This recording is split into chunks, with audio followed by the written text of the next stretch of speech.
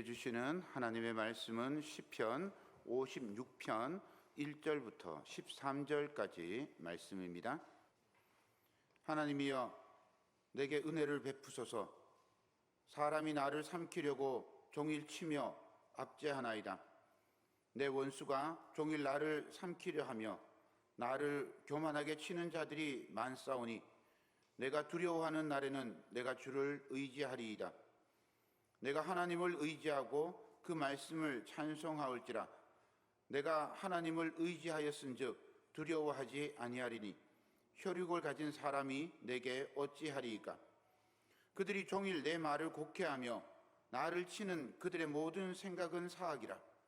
그들이 내 생명을 엿보았던 것과 같이 또 모여 숨어 내 발자취를 지켜보나이다. 그들이 악을 행하고야 안전하오리이까. 하나님이여, 분노하사 룻 백성을 낮추소서. 나의 유리함을 주께서 계수하셨사오니 나의 눈물을 주의 병에 담으소서. 이것이 주의 책에 기록되지 아니하였나이까. 내가 아뢰는 날에 내 원수들이 물러가리니 이것으로 하나님이 내 편이심을 내가 아나이다. 내가 하나님을 의지하여 그의 말씀을 찬송하며 여호와를 의지하여 그의 말씀을 찬송하리이다. 내가 하나님을 의지하였은즉 두려워하지 아니하리니 사람이 내게 어찌하리이까. 하나님이여, 내가 주께 서원함이 있사온즉 내가 감사제를 주께 드리리니 주께서 내 생명을 사망에서 건지셨음이라. 주께서 나로 하나님 앞 생명의 빛에 다니게 하시려고 실족하지 아니하게 하지 아니하셨나이까. 아멘. 오늘 맥주 감사 주일입니다. 벌써 2024년이 반이 지났습니다. 우리 장로님께서 좀 전에 기도하신 것처럼 송구영신 예배 때 또 연초에 우리가 마음먹었던 그런 다짐들, 또 기도의 제목들이 어떻게 이루어지고 있는지, 하나님께서 어떻게 은혜를 베풀고 계신지 한번 점검해보는 그런 시간 되었으면 좋겠습니다. 저는 지난주에 이렇게 돌아보니까 이 반년이 참 빨리 갔구나, 이 6개월이 너무 빨리 지나갔구나, 이런 생각을 갖게 되었습니다. 제가 50대잖아요. 그래서 제 시간은 시속 50km로 달리고 있는 것 같아요. 우리 어르신들은 저보다 좀 빠르겠죠. 몇 킬로 빠릅니다. 100km 넘는 분은 없으니까 그냥 좀 빠르다, 뭐 요 정도로만 생각하시면 될 것 같아요. 지난 한 주간 이렇게 지나면서 맥주 감사주의를 어떻게 기념해야 될까 생각을 해보니까 쉽지가 않은 거예요. 제가 예배 시작할 때도 말씀을 드렸지만 이 구약에서 맥주절은 오순절입니다. 성령 강림주일로 우리는 이미 지켰거든요. 그래서 이 맥주 감사주일에 우리가 보리 추수도 안 하는데 도대체 무엇을 감사해야 할까 좀 고민이 많이 되었습니다. 그러면서 지난 6개월을 돌아보았습니다. 1월에 특별하게 우리는 1월의 신방을 했죠. 1월의 신방을 하면서 새해에 주신 말씀으로 같이 가정에서 하나님께서 어떻게 우리 삶에 은혜를 베푸실지 기대하면서 그 말씀을 함께 나누었습니다. 은혜로운 그런 시간이 되었죠. 1월 말에 제가 모시고 같이 사역했던 연신교회 이순창 목사님 모시고 우리 사경회를 했습니다. 성도들 큰 은혜 받아서 저도 매우 기뻤고 행복했습니다. 아동부 중고등부를 또 서울에 초청해서 서울 나들이를 다녀왔습니다. 연신교회에서 예배도 같이 드리고, 그리고 서울에 롯데월드 가서 놀기도 했습니다. 개인적으로는 아들이 입대해서 참 걱정을 많이 했는데 씩씩하게 수료하고 자대 배치받고 적응 잘하고 있는 모습을 보며 참 감사했습니다. 어머니께서 수술하고 못 일어나서 걱정을 많이 했는데 많이 회복되는 모습을 보여줘서 요즘은 옛날에 저를 야단치던 그 목소리가 나와요. 병원에서 그 아파가지고 골골대는 목소리가 아니고 저를 야단칠 때 그 또랑또랑한 목소리가 나와서 얼마나 감사한지 모릅니다. 그러고 보니까 제가 봉동교회 부임한 게 우리 어머니 자주 찾아뵈라고 그렇게 부임한 것 같아서 또 너무 감사했습니다. 교회학교 아이들하고 가와인 아파트 전도를 가면 우리 교회학교 친구들이 얼마나 열심히 그 팝콘도 나르고 팥빙수도 나르고 아이스티도 나르고 어르신들한테도 그렇게 친절하게 가서 나누어 주고 그럽니다. 그렇게 아이들도 불러와서 가와인 아파트에 놀던 아이들 와가지고 몇 잔씩 음료수도 먹고 같이 막 이렇게 놀다가 가고 몇 번 그렇게 하더니 우리 교회 왔어요. 아이들이 옵니다. 이번 주에 또 왔어요. 세상에 아이들이 오고 있습니다. 여러분들은 놀라지도 않는 것 같아요. 저는요, 여기 부임해가지고 교회학교 있다는 소리에 얼마나 감사했는지 모릅니다. 저는 교회학교 없을 줄 알았어요. 그래서 제가 여기 교회학교를 어떻게 다시 만들어야 될까 그 고민을 엄청 했는데 교회학교가 있는 거예요. 얼마나 감사한지요. 여러분들, 교회학교가 도시에도 점점 줄어들어요. 옛날에 제가 대전에서 사역할 때 교회학교가 250명이 넘었거든요. 그런데 요즘은 100 몇십 명 뭐 이렇게 된다 그래요. 그렇게 점점 줄어드는 거예요. 서울에서 교회학교는 그냥 교회 한 개 교회보다 더 컸어요. 교사들만 거의 150명 막 이러는데 얼마나 교회학교가 잘 됐겠어요. 그런데 점점 줄어들어요. 점점 줄어들어서 이 힘이 없는 거예요. 그리고 여기 왔는데 교회학교가 있어요. 얼마나 감사해요. 그래서 선생님들하고 전도하자 뭐 이런 얘기를 했는데 처음에 작년에 전도하러 나갔는데 흔적이 없는 거예요. 아무리 전도해도 흔적이 없어. 그런데 세상에 원래 그 결실이 맺어지는 겁니다. 너무너무 감사하고 행복했어요. 하나님께서 우리 교회를 참으로 사랑하고 계시구나 하는 것을 많이 깨닫게 됩니다. 동네 어른들한테 우리 아이들이 너무 밝게 인사하는 모습도 참 좋아요.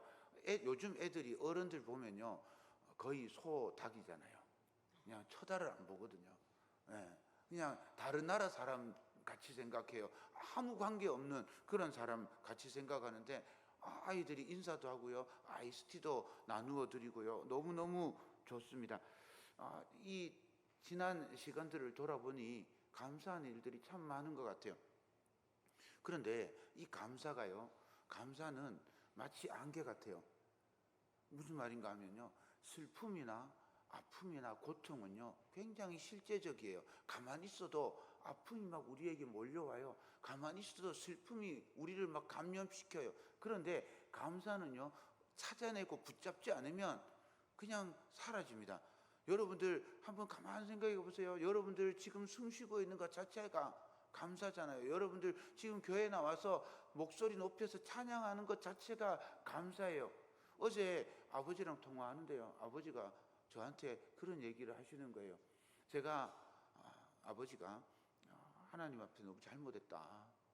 무슨 말이냐 그러니까 어머니가 편찮으신데 어머니 돌보는 거에만, 어머니 회복시키는 거에만 너무 관심이 가고 너무 거기에만 집중하고 힘들다 보니까 내가 요새 밥 먹는데 기도도 안 한다 이러시는 거예요. 그러면서 큰아들이 장로거든요. 큰아들 형님이 전화해가지고 아버지 하나님께 맡겨야지 의사한테 자꾸 맡기려고 하면 안 됩니다 이런 얘기를 하면서 아버지가 충격을 받았다는 거예요. 목사가 얘기할 때는요 콧방귀도 안 끼더니 장로가 얘기하니까 충격받았다고, 내가 이제부터 기도해야 된다고 교회 가서 기도하고 왔대요. 그 얘기를 들으면서 그래요, 감사는요 잡지 않으면요 휙 사라져 버립니다. 없어져 버려요. 우리의 믿음도 그렇잖아요. 우리가 열심히 믿음 생활 하려고 애쓰고 노력해야 우리 믿음이 차곡차곡 쌓여가죠. 그냥 흘러가는 대로 두면 아무것도 아니게 되는 거더라고요. 우리 이 한 주간에 우리 7월 달에 한번 돌아보았으면 좋겠어요. 우리 삶에 하나님께서 어떻게 은혜를 베풀어 주셨는지, 아무것도 아니게 쉬이 넘길 수 있는 그 순간들이 사실은 모두 은혜였음을 찾아보았으면 좋겠습니다. 참 재미있는 시가 있어서 제가 읽어드리겠습니다. 제목이 범사에 감사하라. 김용범. 도토리 묵을 먹을 때마다 참나무를 위해 묵념하라.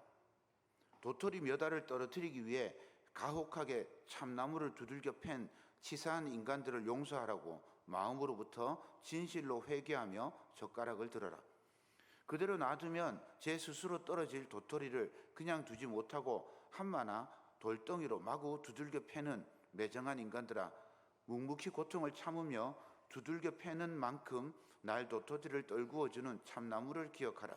식탁에 올라온 도토리 묵을 먹을 때마다 잠시 젓갈질을 멈추고 잠시 참나무를 위해 묵념하라. 그 나무 밑동의 흉측한 상처를 기억하라. 도토리 묵을 먹을 때마다 다람쥐와 청설모에게 감사하라. 그들의 겨울 식량을 쎄벼다 먹는 치사한 인간을 용서하라. 범사에 감사하라.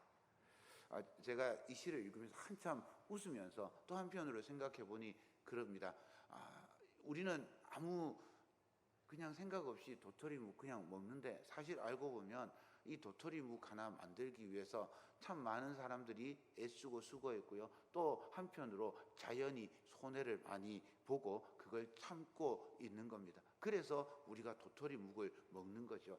그 모든 것들이 감사한 일인 겁니다. 우리 맥주 감사주의를 보내면서 우리 주변의 일상이었던 것, 아무것도 아닌 것들에 대해서 감사하는 그런 시간이 되었으면 참 좋겠습니다. 시편 56편을 이 맥주 감사주일에 함께 나눌 수 있어서 참 좋습니다. 특별히 오늘 맥주 감사주일에 시편 56편의 표제어를 좀 깊게 묵상해 보고자 합니다. 시편 56편의 표제어는 이렇습니다. 다윗의 믹담시라고 되어 있습니다. 믹담이라고 하는 게 뭘까요? 믹담. 이상한 발음도 어려운 말을 합니다. 성경에 있으니까 하는 겁니다. 믹담. 믹담이라는 게 뭔가 하면 철로 각인하는 것, 도장을 찍어서 새기는 것, 조각하는 것, 이런 겁니다. 지금 여기 사진에 나오죠. 벽에다가 뭐 이렇게 날카로운 거 가지고 뭐라고 막 적었어요. 근데 저게 어느 나라 말인지 모르겠습니다. 그냥 막 적었어요. 저렇게 적어 놓은 것, 저거를 믹담이라고 합니다. 시편에 믹담시가 몇 개 있습니다. 시편 16편, 그리고 56편부터 60편까지 이렇게 6편이 믹담시입니다. 이 시편들은 대부분 다윗이 사울을 피해서 도망하는 그런 상황이나 아니면 동굴에 숨어 있거나 블레셋 가드로 도망하거나 다윗의 집에 암살자가 왔을 때 기록한 시입니다. 이런 상상을 해보시면 좋을 것 같아요. 다윗이 도망합니다. 두렵고 떨리고 또 한편으로는 억울하고 아프고 불안하고 삶과 죽음이 한 걸음밖에 차이가 안 나는 그런 상황이에요. 그렇게 정처 없이 도망가는데 문득 하나님의 은혜를 발견하는 거예요. 하나님의 도움과 하나님의 그 손길을 깨닫는 거예요. 그래서 그 위기의 순간에, 절체절명의 순간에 용기를 얻고 힘을 얻고 위로를 받아요. 그래서 그 위로받은 그 마음을, 하나님의 은혜를 깨달은 그 마음을 벽에다가 그냥 낙서를 하듯이 그렇게 끄적거려 놓는 거죠. 잊어먹을까봐. 노트가 있어요, 펜이 있어요, 아무것도 없잖아요. 그러니까 그냥 돌멩이 들어서 벽에다가 이렇게 한자 적어 놓는 거죠. 그게 믹담입니다. 얼마나 절실했을까요? 까딱 잘못하면 죽을 수 있어요. 한번 상상해 보십시오. 지금 동굴 안에 다윗이 있어요. 저 동굴 안에 다윗이 있는데 동굴 입구에 사울 왕이 거기서 잠을 자고 있어요. 동굴은 울리잖아요. 숨만 쉬어도 막 소리가 울려가지고 사울한테 들릴 것 같아요. 그런 순간에 지금 다윗이 그 안에 있는 거예요. 생각만 해도 살갗에 막 소름이 돋습니다. 그 두려움 속에 동굴 벽에다가 하나님의 은혜를 적는 거예요. 적군이 나를 공격해와도 나는 두려워하지 않습니다. 사람들이 나를 해하지 못합니다. 벽에다가 끄적거리고 있는 거예요. 그 끄적거리는 소리가 사울한테 들리면 어떡할까요? 그런데 그 은혜가 너무 감사한 거예요. 그 위기의 순간에 그 은혜가 너무 감사해서 그 소망을, 그 탄식을, 그 감사를 벽에다가 적는 거예요. 그게 믹담입니다. 비슷한 것이 초대교회에도 있습니다. 물고기 그림입니다. 못생겼죠? 물고기 그림. 그냥 그 초대교회 성도들이 박해를 피해서 이제 그 지하 그 공동묘지로 들어갑니다. 석회로 되어 있어요. 그래서 그 석회 벽에다가 그리는 거예요. 그냥 대충 그린 거예요. 물고기를 그리고 밑에다가 이상한 거 적어놨어요. IXOYC 뭐 이렇게 적어놨죠. 근데 영어가 아닙니다. 영어가 아니고 저거는 그냥 단어의 머리 글자들입니다. 무슨 뜻인가 하면 예수 그리스도 순서대로 하나님의 아들 구원자, 이런 뜻입니다. 그냥 이제 화면을 저를 보여주세요. 이게 이 예수 그리스도 하나님의 아들 구원자라는 머리 글자를 따서 만들었는데, 이 머리 글자를 따서 만들고 읽어보니까 이게 익투스라고 하는 말이에요. 중고등부 친구들 익투스 들어봤어요? 익투스가 그 책 출판사 이름인가? 그 교재 이름이 익투스라고 있거든요. 익투스 교재 좋아요.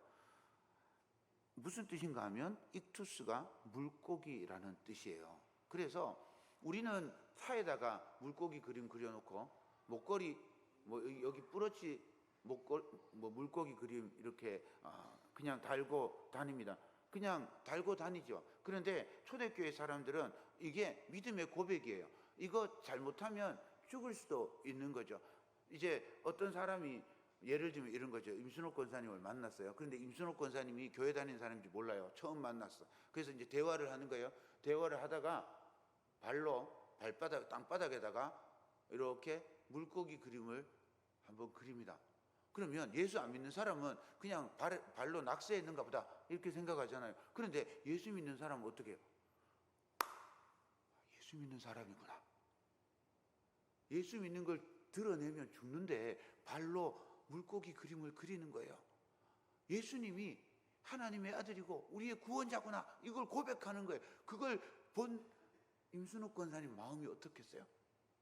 저 멀리 외국에 나가서 우리나라 사람 만나면 얼마나 반가워요. 그거하고 똑같은 거예요. 예수 믿는 사람 만나니까 얼마나 반가워요. 만나서 서로 축복하고 기도하고 우리가 어떻게 하나님의 사랑을 이루면서 성도로서 살아가고 있는지 서로 고백하며 기도 제목 나누고, 그러면서 믿음을 서로 격려